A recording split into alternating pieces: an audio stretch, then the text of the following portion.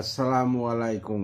ফাজালে সাদাকাত হইতে পর হইতেছে। আমার চাচাজান মাওলানা মোহাম্মদ ইলিয়াস রহমতুল্লাহ বলিতেন এবং অত্যন্ত আনন্দের সহিত বলিতেন, মানুষ মৃত্যুর পরে কিছু সংখ্যক লোক রাখিয়া যায়, আর আমি একটি দেশ রাখিয়া যাইতেছি। তাহার উদ্দেশ্য ছিল মেয়ত এলাকার লক্ষ লক্ষ লোক তাহার চেষ্টায় নামাজি হইয়াছে, হাজার হাজার লোক তাহাজ্জুদ আদায়কারী হইয়াছে, হাজার হাজার কোরআনের হাফেজ হইয়াছে।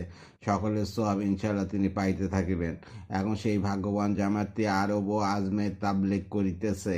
এই জামাতের চেষ্টায় যত মানুষ কোনো দিনই কাজে লাগিয়া যাইবে, নামাজ ও কোরআন পড়িবে, সকলের সওয়াব এই চেষ্টাকারীদেরও হইবে এবং ওই ব্যক্তির হইবে যার এই আনন্দ ছিল যে আমি একটি দেশ রাখিয়া যাইতেছি।